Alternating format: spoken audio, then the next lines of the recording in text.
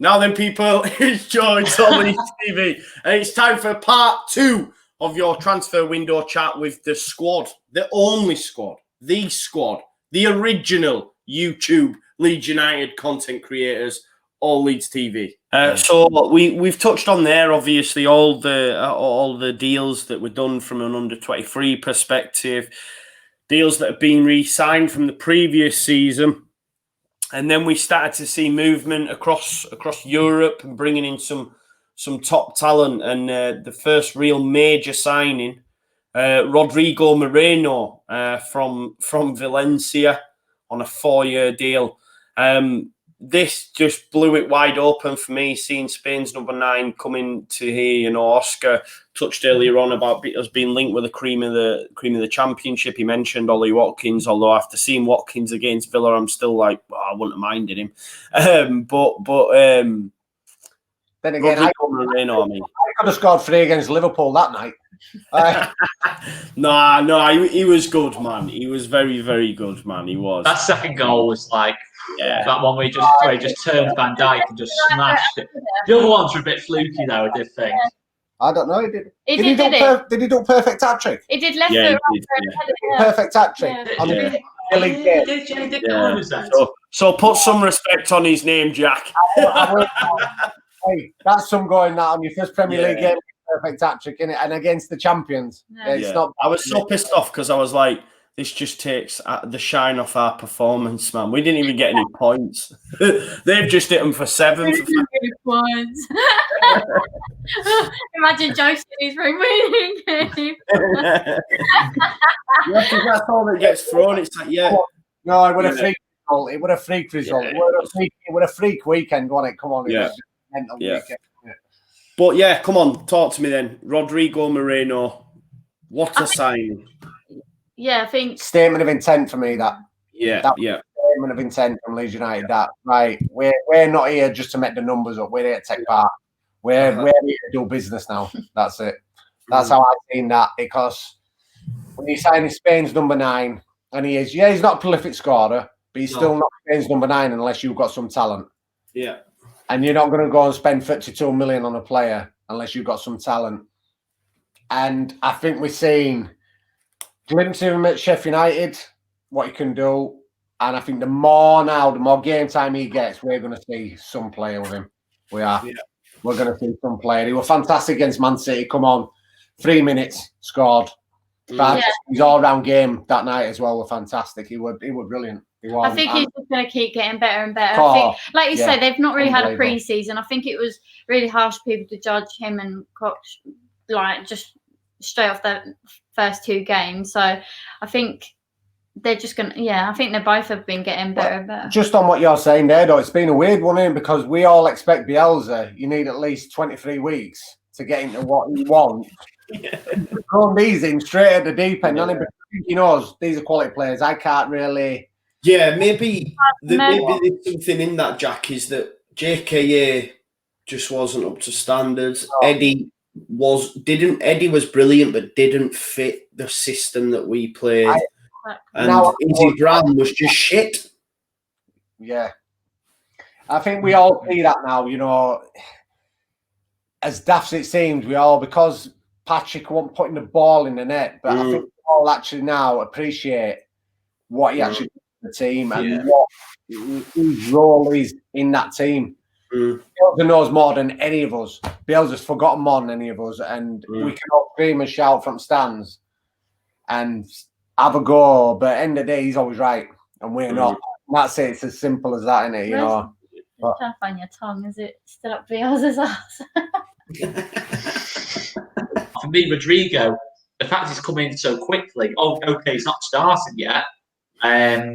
He just looks so natural. He's the first 2 games he's played midfield, hasn't he? He's not even played up top. He looks like he's played there all his career. Against Man City, he's spraying balls 40 yards onto the right wing, onto the left wing. He's moving the ball forward. He's picking passes. He's dropping deep. He's just doing everything you want from a midfielder. And you're thinking, this guy's the centre forward, and he's just adapting straight away to this team. And he just tells he's a Spanish footballer. Everything about him. He's just got to touch the class. Everything he does. all against Sheffield United, all comes from Rodrigo. And then how he could have had a hat-trick against City. We talk about Ollie Watkins, but Rodrigo could quite easily have got a hat-trick in that game, but for some really top-class goalkeeping. Really top-class goalkeeping of Ederson. Not so much on the goal that he scored, though, but, it's one of those, but he looks a real steal to me. I'd even say a steal at 30. The fact he's Spain's number 9, he doesn't look like a 29-year-old. He looks like someone who's just strong, fit, and he's going to be at it for another 4 or 5 years for me. Next signing through the door, which probably at the time was a little bit disappointing because it came off from the back of the realisation that we weren't going to get Ben White done. And I don't care what anyone's... Who's Ben White? He's not saying, Who's Ben White? Yeah, I don't get what anyone says, right? We can all say good now, but we all wanted Ben White. He wanted Leeds. Ben White. I'm still there you go. And we still signed Ben White, even though transfer deadline stuff. Ben White.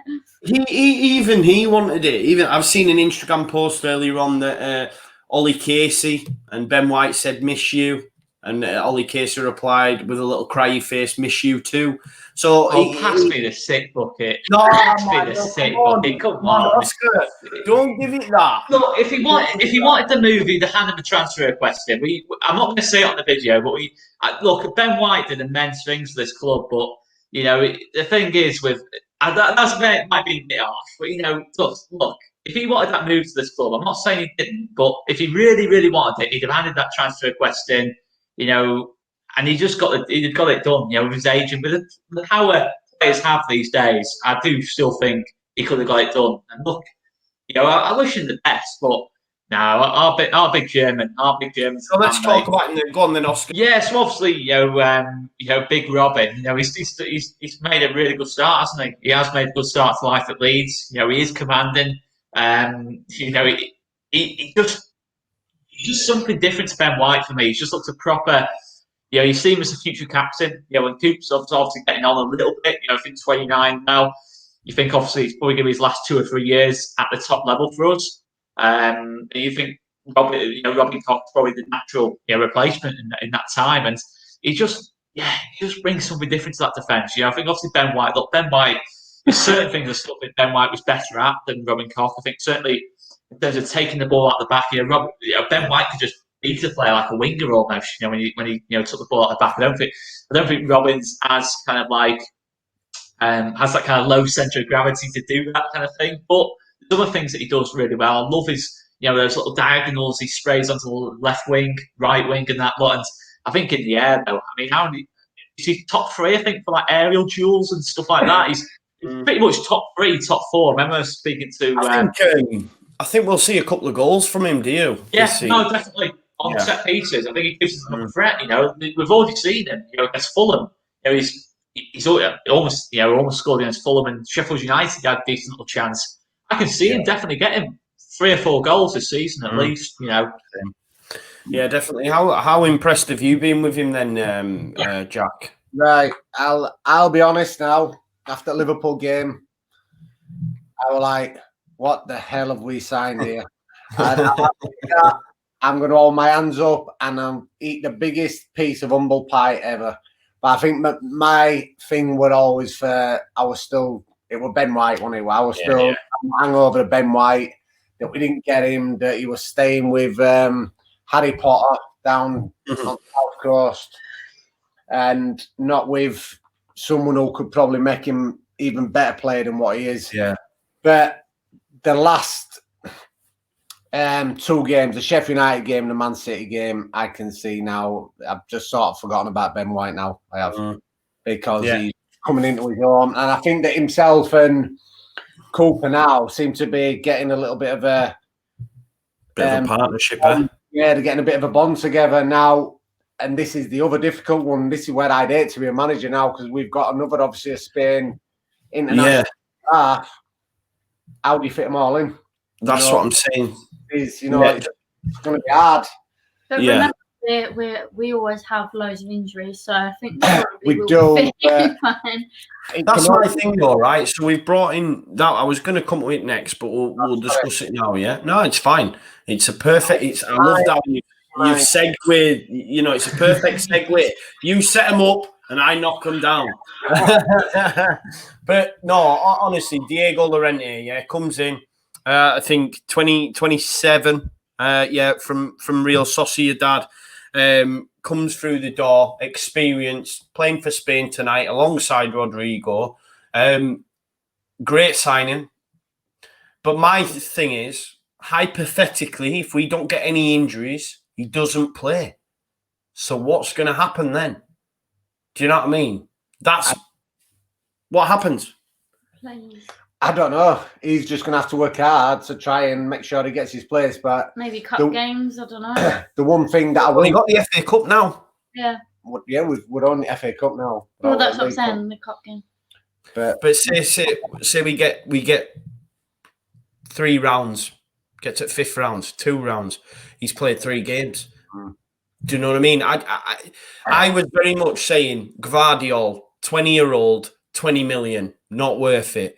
Then when we signed Llorente for, I think it's 17, I was like, okay, yeah. But then the more I think about it, I'm like, yeah, we need an extra centre-back, but I maybe would have preferred a younger option because surely Llorente is not going to be happy with sitting on the bench at his age, you know? If he sits on the bench now, between now and his next Spain games, he might not get the call-up. I just don't know how he gets in.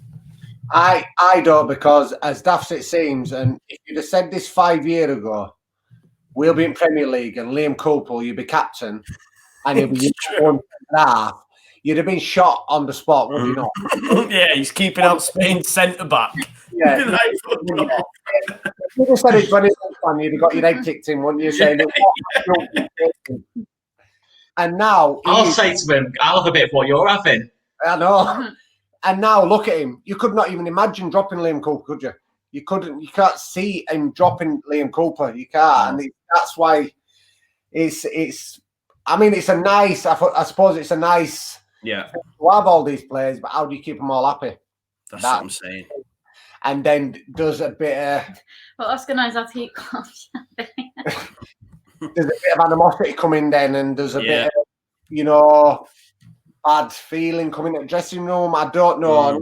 Such a tight-knit group of players, which, to be fair, when you see some like Instagram posts and you see some things, they're always so supportive of each other as well, aren't they? And it seems to be a good, tight-knit group of players. Bielsa doesn't like a massive squad anyway, does he? He likes to keep 18 to 20, and that's what he'll work with constantly all the time. I guess, like, people watching this, right, and we're having this discussion, we'll be thinking 3 centre-backs, so if we don't have him, we don't, Berardi, etc., if he was fit, maybe we don't go out. But my point is, it's not a case of the numbers. I get we need another centre-back. It's just a case of bringing in a fully fledged international 27-year-old centre-back who's in the peak of his career, that for me, if the lads stay fit, he isn't getting a game. But the thing is, though, go on, mate. The chances are, as much as I like Robin Koch and Liam Cooper, the chances are both players aren't going to be ASAP. They might go the season uninjured, unsuspended, but the chances are they're going to have a drop off in form at some point in the season. Especially, look at Koch. It's his first season at this level. Even Liam Cooper, it's the first season at this level. You got to remember, we've played some of absolutely top class players. We've still got to play against Aubameyang, Harry Kane, Jamie Vardy, people like that, and all of a sudden, you can lose confidence. If Jamie Vardy does what he does, what he can do, you can lose confidence from that. You can say, after a minute, he can do that against me, and it just can work like that. I think football can change very, very quickly, and I do agree, it's hard keeping him happy. Bielsa doesn't like to change form, even when they're. That's true. Yeah, definitely. Bang on. Tash, I'll give you an example, right? Tash is bang on. Luke Ayling came back from injury, was rushed, and we were all saying, why have you put him back in that side? He had about six or 7 games, didn't he, where he was absolutely gash.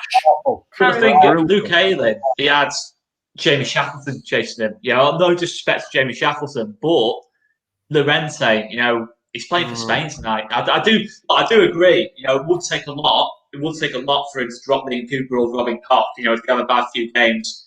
But I don't think it's unthinkable. I don't think it's unthinkable. I think,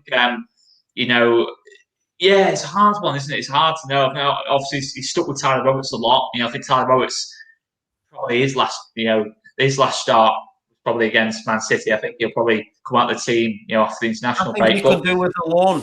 I think he could do with a loan, personally. Yeah, he doesn't quite look at it at the minute in the Premier. As much as I do love Tyler, I know Jack, is a massive Tyler Roberts fan like myself as well, and it's a hard one with Tyler at the minute. Knowing exactly what you're going to get from him. I thought he was a bit better against City, but still not really hitting those heights. But I think Llorente, at the minute, it doesn't look great value in terms of for the player or the club.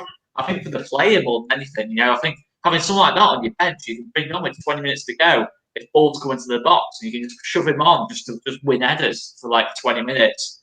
Absolutely brilliant. But I think he'll probably start to think, after 4 or 5 games, I've got a real battle on my hands here. But at the end of the day, it could look very different coming the next international break. We could say it's a good job we had Llorente in. You just don't know what's going to happen. You know what I mean? Last season, how many times do we have to play Luke Ayling in the back two? Or even Calvin, sometimes. And I do love both players, but I'd rather have a proper centre back there just so we can keep Ayling and Phillips in their best positions. But I do 100% hear what you're saying, mate. But I just think it's a bit early to say.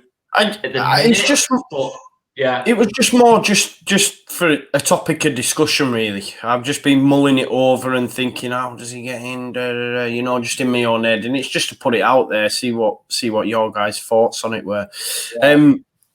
After that, obviously, one more signing came through the door. We were linked with a number of players. You mentioned Michael Cuisance. He's now gone to Marseille. Cuisance. Yeah, Michael Cuisance. We then brought in Raphinha on deadline day. We did a bloody live stream. There was shades of Dan James as we went into that final hour. It was like, this isn't going to happen. It took so long. And seeing his video they put together, he landed in the middle of the night, the Sunday after playing the game. So I was like, why did they keep us waiting that long? Like, what was going on? But anyway. We wouldn't have had limbs, though. We wouldn't have had lads to lead limbs, would we? Lights going off everywhere. Yeah. It was. It must have been a mad one. I think that's why French went a bit balmy on Twitter because that Rons, is it Rennes or Rans? However, Rennes. League, aren't they? Yeah, they're in Champions League. Yeah. They're actually top at French League. I think they've won every single game, and he actually scored on Sunday. So it's like he scored Sunday, and he's rushed on a private jet to leave them. So you can imagine why they were calling us fish and chip. Yeah. I mean, everyone will have seen it, but what was it? It was "fuck your mothers, you fish and chips eating country." We read it out on the stream, and it was hilarious. And then, obviously, I don't know if you've seen that Digital Wilson put a picture of the contract next to some fish and chips from Gravely's, which was just fish and chips from Gravely's. Gravely's. Well, apparently someone was at the ground, said he'd seen him, but they just assumed it was for his tea. Fish and chips.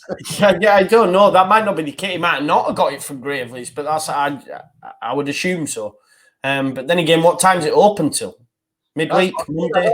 Open till that time, anyway. But it's mad. I would have done that and just got a plate of fish and chips and actually got them there and did that picture. Yeah. It's top shit house in that, isn't it? Yeah, it was. But let's speak about the player himself, Raphinha. I know Oscar's done a bit of a scouting report. Watched a couple of games, a full 90 minutes of him. How excited are you about Raphinha?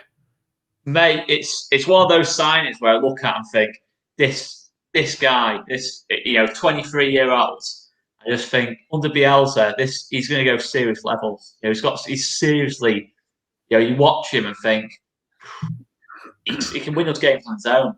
If he's on it, he's going to win those games on his own. But I look at him and I'm just trying to work out what position he's going to play. I think for me, he's going to play out wide.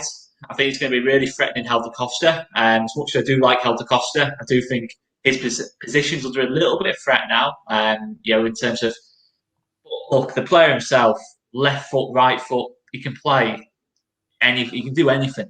Put the ball in his right, put in on his left, have shots on goal, take set pieces, take penalties, get goals himself. He just looks the real deal for me. And to get him at that price, he's potentially our best bit of business, along with Rodrigo and Koch for me. They are the ones I look at and think, yeah, he's a kind of player for me I look at and think, he just screamed like a European type of player, in terms of Champions League, Europa League kind of player. You almost think, how have we managed to get this guy? How have we managed to get him? But you must really see in this project, he's left a title challenging French team to come to Leeds. Champions League. You know what I mean? You don't just pass up a chance to play in the Champions League for nothing. It's an ultimate dream for a lot of players, to play in the Champions League. Look, I know the Premier League's a massive, massive pool, but to leave, you may be a one opportunity. Who knows? It might be his one chance he gets. He might go to regret it. Hopefully not. I don't think he will. I think he'll be absolutely mental. But that is massive to me, and that says a lot. It says a lot that he obviously spoke about Bielsa when he signed, how big a part he was. But he must see something in this project, and him himself, where he thinks, I'm going to hit another level here. I'm going to take this team to the next level. And I'm really, I was, whenever you talk about top six, I don't shout you down as much, but I say, calm down. But you look at signings like that and you think, he would not look out of place. You genuinely would not look out of place for a top six club. He really wouldn't. You make an amazing point. Like, even if, I think it's Rennes' first time in the Champions League, and I know the players didn't want him to go, the management team didn't want him to go, and I think that's why it rumbled on for as long as it did. But if he's looking for a move, which he probably wasn't at the time, one season in the Champions League, he could have gone anywhere if he played anywhere close to his ability, and he still fought. That's the world stage, not just the English stage. I'm talking the world stage up against top-level opposition. He's still turned that down to come to this project at Leeds United. There's been Robin Koch has done an interview where he said that when the project was shown to him, Bielsa had basically mocked up a video of his performances for Freiburg alongside Leeds United and showed him where it would fit in and how his style of play suited our style of play. And that just blew my mind. So it's stuff like that where players are like, wow, this guy's going to take me to the next level. Go on, Jack. First Brazilian since Adrian. Do you reckon he'll do as good as Adrian did? How about Boca Junior? Yeah, exactly, mate. Go on, talk to me. Yeah, the thing they had on about with Robin Koch. And he actually turned around and he said, to see that someone had gone to that level to actually analyse me, he said it blew him away. You should have said it first then, shouldn't you? I was trying to say it. Go on now, you can say it. No, just saying Bielsa with his presentation again, just blows everyone away with that PowerPoint presentation. But I just think it just shows that I think that we're where we are now because of one man, and that's it. It's as simple as that. I think we all know that. We're not getting these players without that man. No manager in the world will get us these players, but he has got us. Like say, a guy who could be playing Champions League against Barcelona, Juventus, Messi, Ronaldo. He could be playing against them players this year and testing himself against them. But he decides to come to us, and it's probably because of Bielsa. Can I just say, when I worked for LUTV, right, I did a video, and it was all like animations and stuff, and it came up about like the city of Leeds and like the youth academy and blah blah blah, and all these points out like how far we come from. That's what they used to show to try and get players. How do you know that showed these players that video, and that's what's got because me? So it's actually Tasha, it's not Bielsa. You signed. Oh, the city. Tasha's video's got on me. Is that what they used to do, Tash? Is show them a video to players to try and get them to love the city and things like that, and say like this is like you're selling them the place as well as the club, aren't you? So, yeah. So this video, or a Love More video, just Tash, I'm going to blame you now for JKA. JKA Nitty Ground's on you now. Yeah. So now it's like, how far that's come that it was just like, scrap that. I'm going to come in with my PowerPoint presentation and blah, blah, blah. But like you say, like, I think I sound like a right arsehole, but when I interviewed Hal Wilkinson as well, he said he likes to have a plan. Hang on, let me just pick up that name there, look. Big writing across the screen. Yeah. I mean, I can't say it. I downed out on the fact I spoke to Lucas. Lucas Radaby's my best mate. Oh, yeah. I sang match. You didn't mention who got you that number or anything like that, you know. Who was it? Oh, here we go. Ding. Just pick up that name.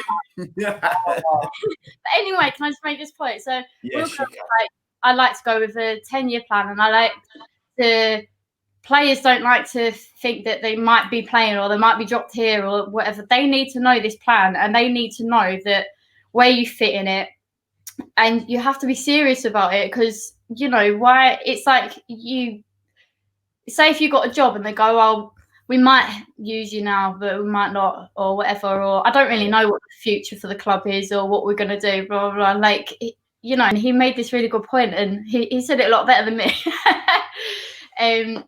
But I think to have that with Bielsa as well, he's kind of, you know, like, he's saying, look, this is what we do, this is you and how you're part. I just think it's such a selling point. And like you say, if it was any other manager or whatever, I don't think we would have got these players. He's Bielsa and how he sells everything and sells the club. And did you just get a chance to see his interview? He speaks really good English, doesn't he? Have you seen that interview? No, he can't speak a word of the Queen's. Have you not seen the interview where the guy basically on the LUTV app is interviewing himself, and the guy speaks off in Portuguese, and then he goes, "Yeah, I really like Leeds."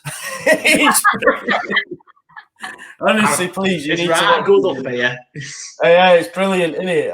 And he's like, "Yeah, I'd love to play for Leeds," but it's just the guy, because they've done it quick. It's the guy asking the question. So, do you like Leeds? And then he goes, "Yeah, I love Leeds." It's just brilliant. But yeah,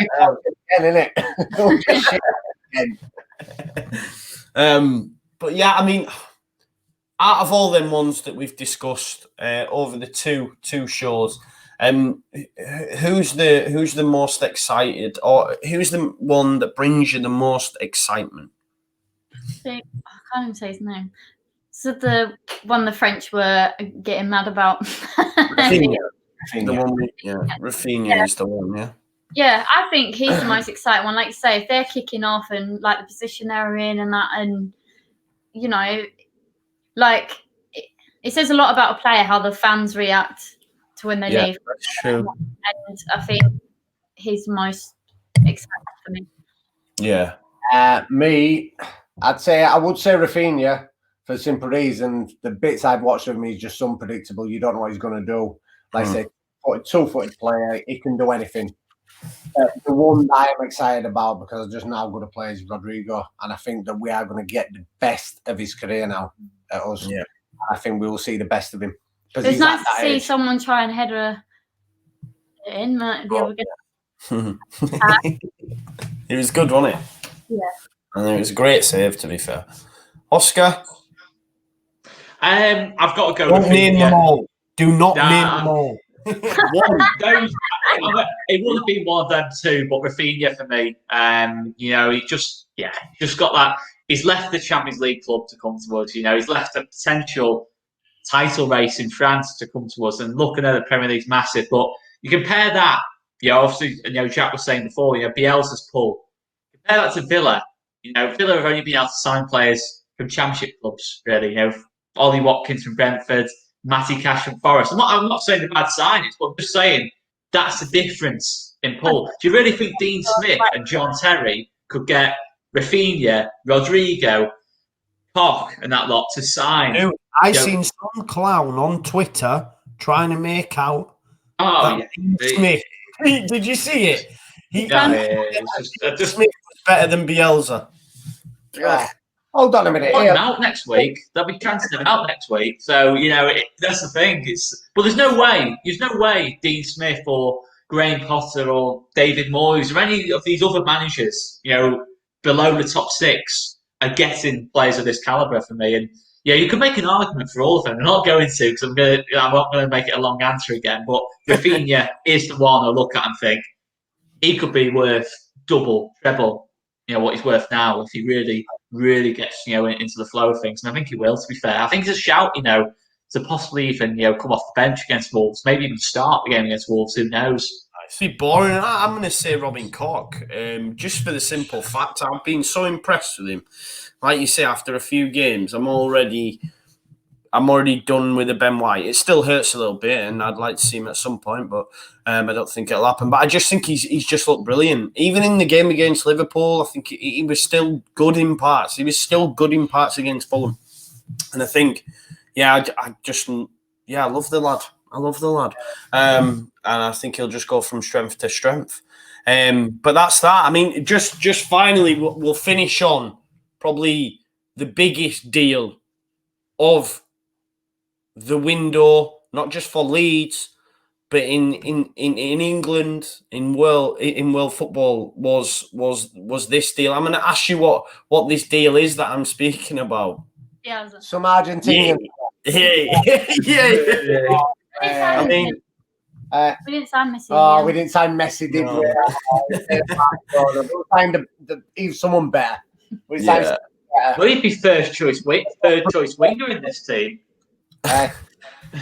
We'll get in this team, Messi. We'll work hard enough. Yeah, obviously the main man. I will admit I'm starting to have little things thinking, oh fucking hell, what's going to happen this summer? And you just hope and pray. I mean, we're going to get Pochettino after him anyway. So it's not Pochettino. We don't want Pochettino. We want Bielsa. When Bielsa's done. Nah, I think he'll stay, because I think we'll get Europe this year. But we're going to save that for another video. We'll have a chat about what our thoughts are. How many times we're going to Europe and we're not allowed to go? No, man. We will. But I think we'll have that good of a season that it'll stay another. But it was just amazing. I think we all knew it was the worst, best kept secret kind of thing. But without him, just none of this would have been possible. It's like Liam Cooper said, he's not only made him a better footballer, he's made him a better human. And I think that's not just the players either. It resonates just all around Leeds, all around people that follow him, That's why he has so many disciples. That's why I get myself chewed when people want to have a go at people for fucking taking a picture with him. Dude, these people come from fucking Argentina to see the man. They travelled to Leeds from Argentina to see him, to be in his vicinity. And people are getting stick for popping in Costa and having a picture. It's bullshit, man. The guy's a god. The guy's a god. And I'm so grateful to have him at my football club. And I'll never forget it. Go on, sorry. Go on, mate.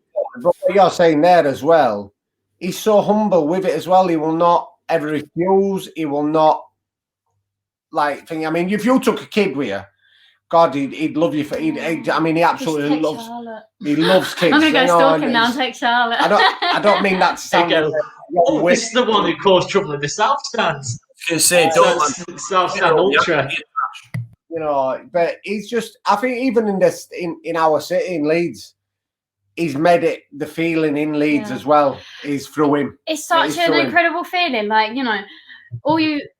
All we've ever heard about is the Don Rini era, the Wilco era, and now we're in this era. Enjoy it, people. Seriously, you have still people moaning on Twitter and things like that. Get your head out of your ass. Enjoy this moment. We are making history right now. This is the stepping stone for Leeds getting brilliant again and becoming a big club at we're a bigger club and get back to how we were and things like that. History is our massive thing. We're a passionate club. Enjoy it. It's up there, Tash. I love that. I keep saying that to everyone. Is live for the moment, enjoy it, because he ain't going to be here forever. But Oscar, is it out of the realms of possibility that this man could have a statue in Leeds? No chance nowadays. 100%. It's he's already got a road named after him. He's already got murals all over the place. Every corner you turn, there's going to be a mural. And absolutely not. I mean, even one alongside Billy and the Dom. It's not. In terms of impact, obviously, look, Dom, Revy, Wilco, top two. They are the top two at the minute. But Bielsa, in terms of what he's took over, 16 years of just Leeds just being just nothing. Bielsa's already passed Wilco. It's an argument for it. It's an argument to say, he's going to be the number one. But that what you just said there, about Al Wilson, you think that Bielsa took over him. Do you know something? Even though Bielsa hadn't won the first division, he's won the championship, which actually probably then were more competitive. What Bielsa just won now, and fucking more money and shit like that. But I think it's how he has turned the club round. It's the manner in which we play football as well, bro. I've never seen anything like it in my life. I don't think we've ever in his life, not in his life, but ever have Leeds United played this kind of football that we play now. The Revy era was special, right? And I'm not going to be special, but they were hard bastards, weren't they, man? Shit out of everyone. They were hard bastards, man. Let's not forget, like when they played Cloughie's Derby team, and they just absolutely battered them over the pitch. What we watch now on a weekly basis is just the best football I have ever seen in my life. I will never forget Stoke at home, that first Bielsa game ever, because I'd been used to shite. I know you're going to say shite, and then I turned up that day, and I'll never forget it. I was like, "What's happened to my football team?" We said the exact same thing. We were in South Stand that day, and we were like, "What the fucking hell are we watching?" Mine was Derby. I started crying my eyes out. Really? Be away. Derby, second game, wasn't it? Second one, yeah. I was proper crying because yeah. I was like, I cannot believe we're like, because I thought Stoke might have been a fluke. I was like, wow, we're actually this good. Like, we are good. And I remember crying, thinking, I've never ever seen Leeds play this well. Like, and I never, I kept thinking, like, I remember sitting at home with my dad, and then we signed like Neil Warnock and Brian McDermott, and he kept like being really positive, like, I think we could do it this year, like he's a real good signing, like he's got loads of teams promoted, blah blah blah. And I'm sat there like, like really positive. Every year I was like, right, I'm getting sick of this, Dad. You're feeding me bullshit.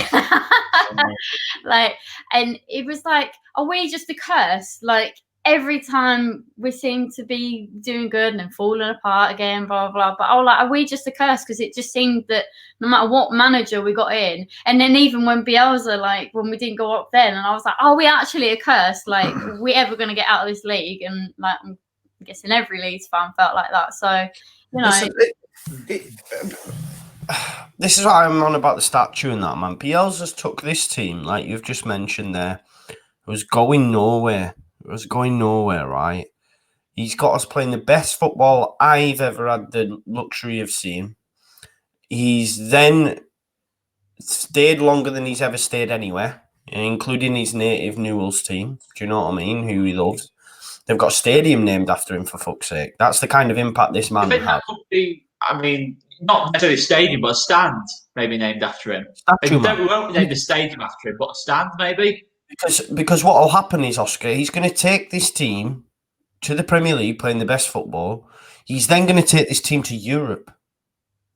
Yeah, and then it'll just go from strength to strength. I believe he has rebuilt this giant of a football club, because when he moves on, we will get a top-level manager, This is what I'm saying. He's set off now for me a chain of events that means we will become an established Premier League football club for years to come. If it was another manager, right? So they were making contingency plans, Phil Hay says, and they were looking at Jukanovic and they were looking at Karanka. Any other manager comes in, does well with Leeds United in that first seat and moves on. This guy will never do that to us. He would never do that. He'll leave us in such a strong place that what's to say we couldn't bring in a Pochettino? Do you know what I mean? What's to say that couldn't happen? And then we're established again. We're not a flash in the pan. I think not only has he done all this for us, but then he's shown that, you know, Leeds are a club worth investing into. And that's the big, massive thing, because it doesn't just end when he goes. He's set a legacy, set something. No other manager is coming in and making Stuart Dallas a fucking Premier League left back. Luke Ayling, even a Premier League right back. I know we all love him, but listen, no other club was doing it. No other manager was doing it. Cooper, Premier League captain. Like you say, KP would have all said, yeah, move on. It's just fucking amazing, really, isn't it? It is absolutely amazing. Yeah, and I love him.